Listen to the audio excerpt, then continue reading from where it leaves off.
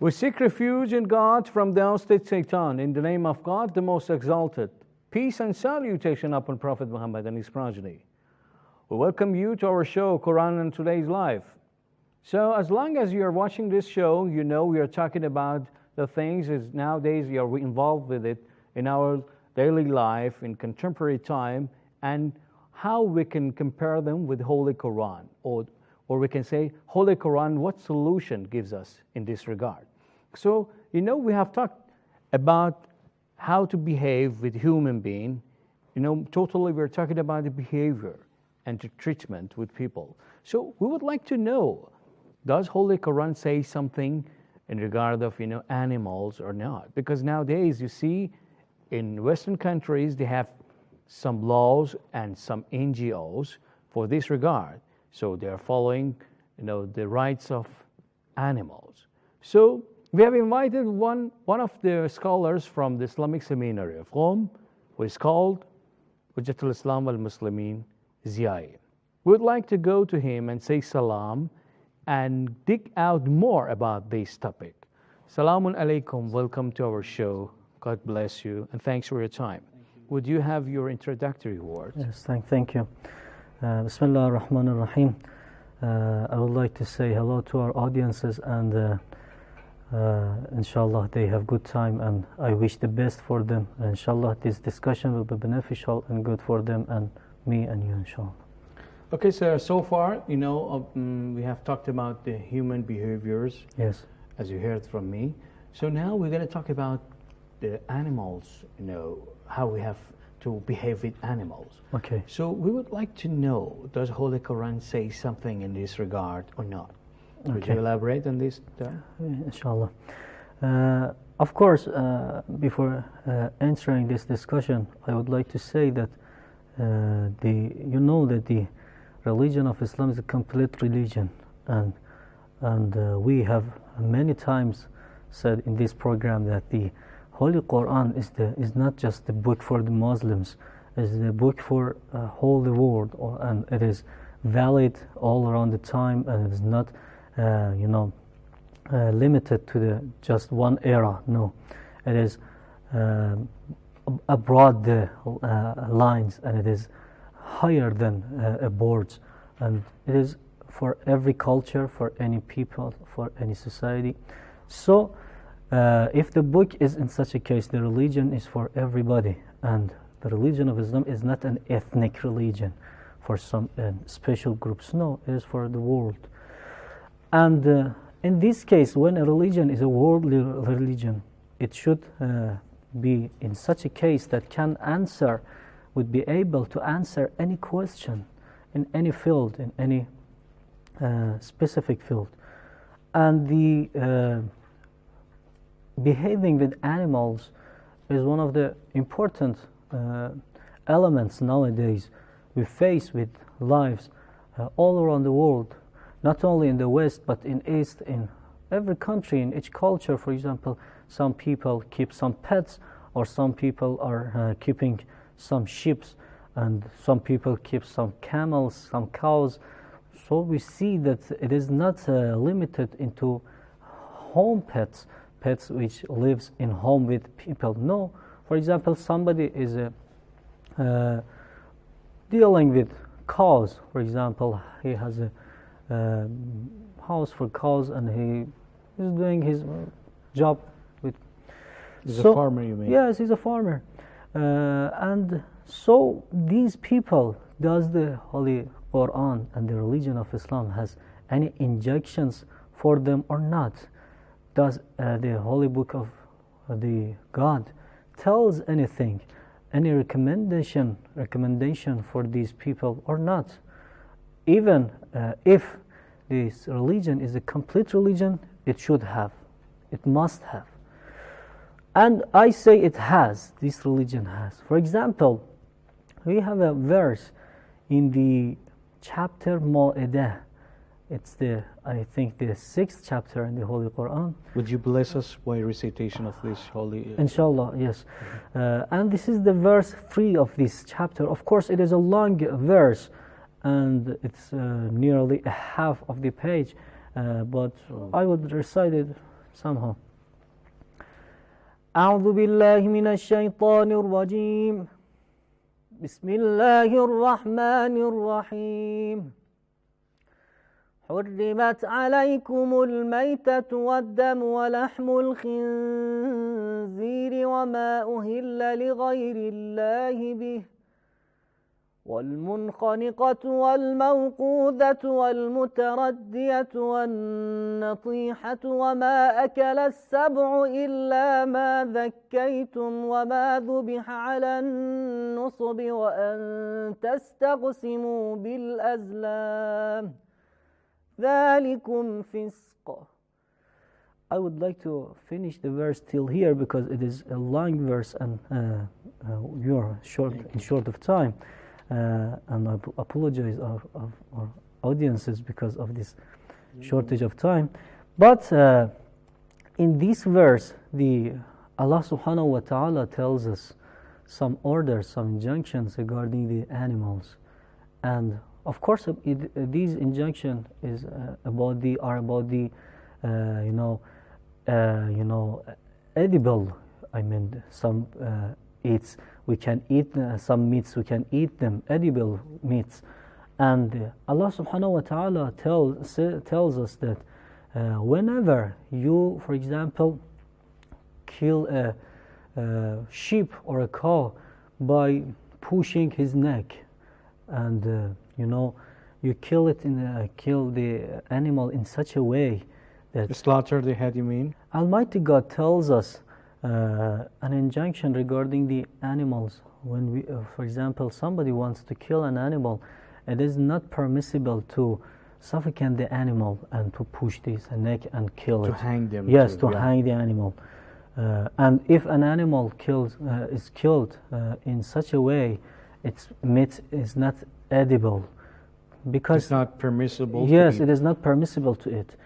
Because the animal suffers pain in this case, and or animal who is killed by suffering and was bothered in the process of killing, it is not permissible to eat its meat. It is haram. And of course, there was some customs in some sects in the periods of the first times of Islam, that they put some animals in fight. And for example, we see how in some races nowadays in some countries that, for example, they put two cows in fight and one cow kill the other cow. And in this case, for example, maybe two of these animals, both of these animals suffer a lot of pain, and they really are bothered, but the people are happy and laugh at them, unfortunately. The Holy Quran tells us if you kill the animal, in this case, the meat is not permissible for you to eat, because you have suffered the animal, you have killed him in a way that he has suffered, and it is not permissible for you to eat the meat. And all of these injunctions are just in one verse that I recited some minutes ago. And it is interesting to know that there are 6 chapters in the Holy Quran that their names are the names of animals, of some animals. We have a chapter by the name of cow in the Quran. We have a chapter by the name of ant in the Quran. We have a chapter by the name of bee in the Quran. We have a chapter by the name of elephant in the Quran. You see that we have 6 chapters in the Holy Quran, or 7 chapters in the Quran, that their names is abstract by the name by animals. And the Holy Prophet has told us that from narrations of the Holy Prophet has told us that, for example, keeping sheep in your home, or for example near your home, is giving bliss in your life, in the house. And God will, for example, give bliss in your sustenance, because you are giving food to one of the creatures of God, and it is a sheep. Or for example, pigeon pigeon is keeping pigeon in home is a good job. It is good work. And or for example, keeping horse or keeping camel. We have narrations for all of these animals to keep them in home. Of course, there are some conditions for keeping these animals, and inshallah we will go through these conditions. How about, keeping dog and cats inside the house, more especially inside the inner part? I mean, inner. Of course, you know that in Islam, cats and dog intrinsically are najis. And for example, this means that if somebody keeps cat or dog in his home and he or she cannot stand for prayer if he or she has some touch with that animal. For example, if some parts of some hairs of cat are in the for the clothes of the person, he or she cannot stand for prayer in front of God because it is najis. And somehow we have some narrations in the religion of Islam. You mean the fur of the cat is najis or not? Yes. The dog, you mean? Both of them is najis. And for praying, it is forbidden to, for example, some parts of the cat or some parts of body of dog. If is with the prayer, it is he or her or his prayer is not accepted by God. But dog itself is totally, najis. It's yes, dirty. It is najis. If if the hair, the fur is on your body, or so, for example, you touch it, or your dress is on the body. Yes, of course, it is. A necessity of keeping dog in home that you will be in touch of najasa, and for this reason, we have some narrations that they tell us that it is not good to keep cat and of course dog. They mention dog. It is not good to keep dog in house, but it is not haram.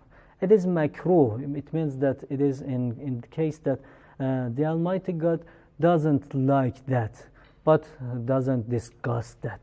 It is something that it is not very good and it is not very common in the religion of Islam. But of course, keeping dog in some cases have some benefits for people. For example, someone who has sheep in his house, or he's a keeper of sheep, so he needs a dog to. The shepherd needs, but yes. not inside the house. Yes. Maybe outside the house is no problem. Of course, inside the house is not permissible. The inside the garden, no problem. Yes. But how? Okay, you mean inside the house, the place you're eating, you're sitting, you're sleeping, like you're laying down. So the place is not allowed. Of course, it is not. We cannot say it is not allowed. It is allowed, but it is makruh. Mm-hmm. And if somebody keeps, for example, a dog in his house, he or she should be careful about the getting najis. Good. And he or she should be so careful. Okay. But it is not haram, and it is something that is makruh, and somehow it is discussed. Thank you very much. Okay, let's have a short break. We'll be back again to you. Okay, dear audience, let's have a short break. Stay tuned. We'll be back soon.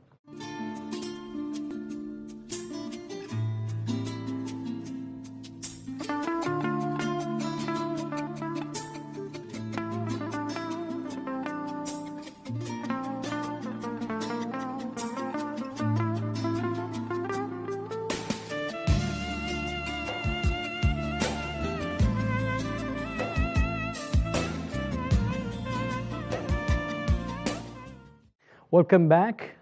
Welcome again to Quran and Today's Life. We are talking about how we have to behave with animal, or what are the rights, the rights animal they have upon us. So our expert, Hujjatul Islam wal Muslimin Ziai, was telling us about this case. So let's go back to him and know more about this topic. Okay, you were elaborating about this and told us so far, they have, animals, they have some rights upon us. Okay, yes. We talked about the animals, for example, some pets some people keep in their home. And I would like to speak about some injunctions that the religion of Islam has regarding the keeping of animals. And I think it is interesting, and it is worth to know. For example, there is all of these elements that I want to tell you and our audiences are from the narrations that we have from the Holy Prophet and our infallible Imams. For example, the Holy Prophet says in our narration that anybody who wants to, for example, ride a horse or ride, for example, an animal, he or she, when want to get on the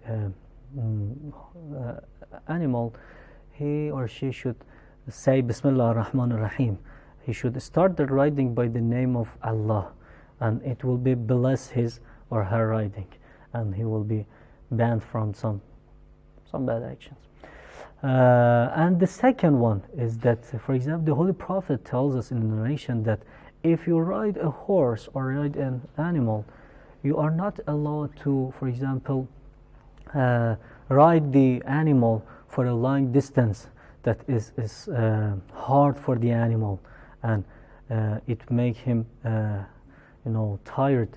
And yes, so it is a narration from the Holy Prophet. And there is another narration from the Holy Prophet that anyone, anytime that you see that there are 3 persons riding an animal, you know that the animal is have some power, capacity. And yes, its power is limited. And when the Holy Prophet says, if you see that there are 3 persons riding an animal, you should know that the 3rd person is shamed upon by God, and the Almighty God would not like to see this scene. And this is the Holy Prophet says the 3rd one is shamed upon him. And I mean, is it like of torture, Yes, because they are torturing the animal. Because they are giving him some suffers and bother the animal, and it is out of his strength and power. And the Holy Prophet says again, if you have animal in your house or in your properties, you are not allowed to curse upon the animal. Of course, it is unfortunately, somehow it is a common thing in some cases. For example, somebody who has a dog or a cat or something, and for example, when the animal does some bad actions, some mistakes, some faults, the owner shouts at the animal and curse upon the animal. The Holy Prophet tells us you are not allowed to curse upon the animals. Even animals, you are not allowed to. Yes. To insult them, to humiliate them, to curse them. Yes. So, and Islam is concerning all this. Yes. Very nice. And I want to say that if the Holy Prophet is telling us about the animals in this case, what we can do about, what we should do about our children, we see that some people are cursing upon their children, or for example, our wife, their wife, or their parents. When the Holy Prophet tells us you are not allowed to curse upon an animal and a pet in your house, in your home, so how do we let ourselves, for example, I apologize to say that somebody cares upon his children or her children or her parents or his parents. This is something which is forbidden in the religion of Islam, and it's a deadly sin, And so you see that the Holy Prophet, of course there are so many injunctions regarding this case. For example, let me tell you something about some customs, some narrations from the life of some other infallible Imams. For example, Imam Ali alayhi salam, the commander of pious people, he was, he is the first Imam of our 12 infallible Imams.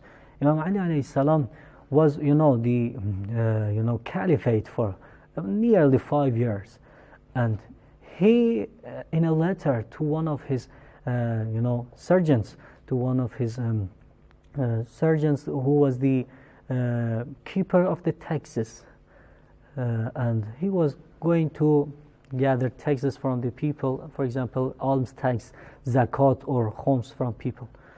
And Imam alayhi salam there is a long letter, and it is so vast and high. But in some parts of the letter, Imam alayhi salam is telling about the animals who are with this guy. Imam alayhi salam tells that man that, oh, you, the sergeant, you who is the keeper of some camels who are in your order, in your command, you should, you should put the animals in a way that in this way it should not be a desert. It should be somewhere that alongside the road should be some plants, and you should try your best to pass some ways that in the side of that way some plants are growth, and animals, if they wanted, if it is exactly the sentences of the letter, if they wanted to eat some from, for example, some plants near the road, you ought to let them to eat, and you are not allowed to ban them from eating. And if they are thirsty, your camels, Imam alayhi salam tells to this sergeant, to this agent, if they are thirsty, your camels are thirsty, you ought to give them water. And this is if our audiences want to see this letter, they can refer to Nahjul Balagha, the book that the Sayyid Radi Rahmatullah alayhi has gathered, and it is the sentences of Imam Ali alayhi salam, and it is the letter 25 of that book. And from the narrations of Imam Sajjad alayhi salam, Imam Sajjad alayhi salam, the fourth Imam, has a wheel, and he is addressing this will to his son Imam Baqir alayhi salam, the fifth Imam. And in this will, this is an interesting part regarding the animal. Imam alayhi salam tells his son that, oh my son, I have a camel, because all of these narrations, camel is mentioned because in Saudi Arabia, because of the atmospheric situations, because it is desert and the weather is so hot, the best animal is camel, and this is the reason that in every narration we see that it's a camel. Imam alayhi salam tells to his son that in his will that I have a camel, and this camel I have went to Hajj with this camel 20 times. 20 times. And you know that 20 times with that facilities nowadays were something important. Incredible, yeah. Yes, important. And Imam alayhi salam says, I have gone to Hajj 20 times with this camel, but I haven't hit this animal just once a time by my stick, yes. You see, 20 times going to Hajj and do not hitting the animal just one time, it is incredible for us. It is incredible for us.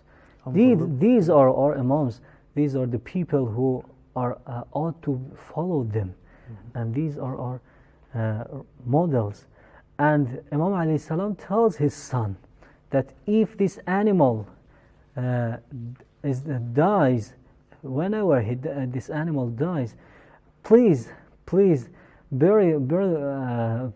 take a burial ceremony for this animal and put that animal under the earth, under the ground, and because I would not like to this animal, this camel, be eaten by some wild animals.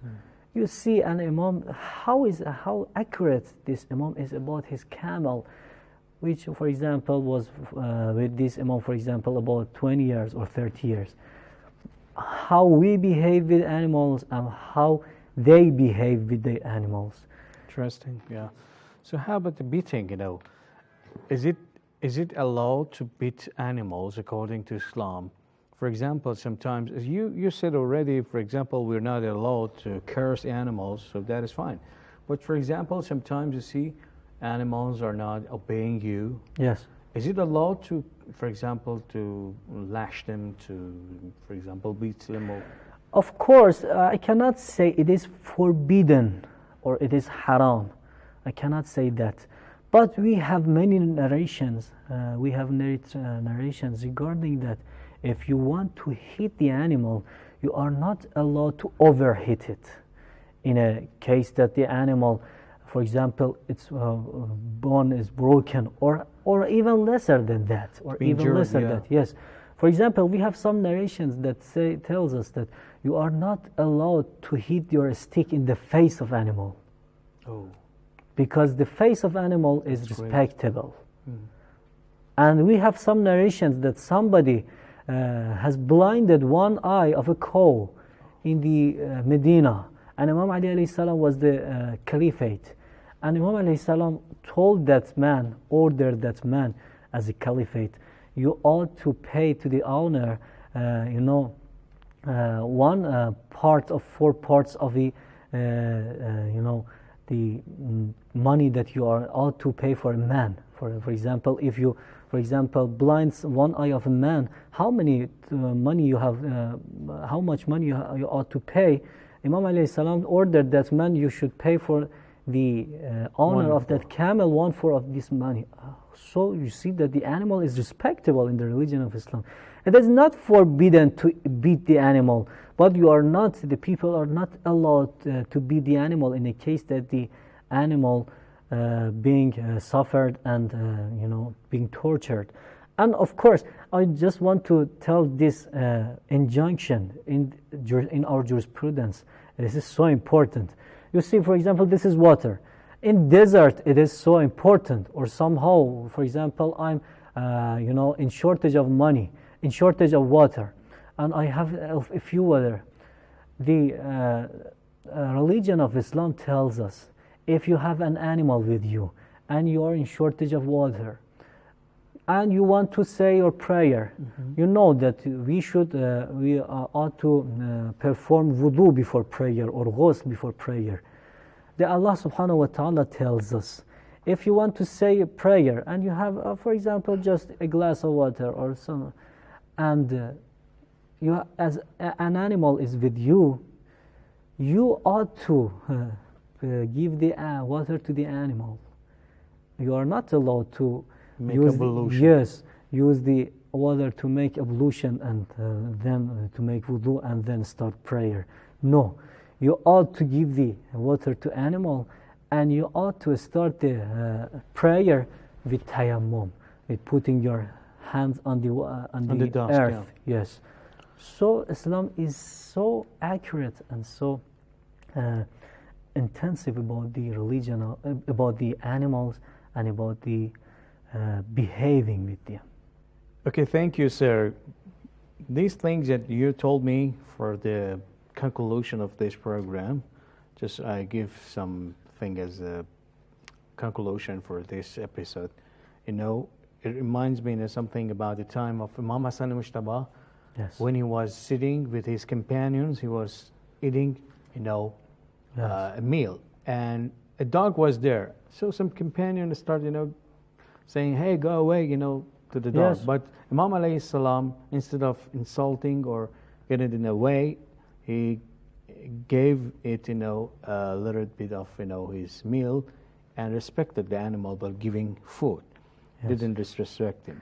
Thank you for your elaboration, and thanks for your time too. indeed. Inshallah, God help us to fulfill this. May Allah be pleased with you. Thank you. Inshallah. Okay, dear audience, thanks for your time.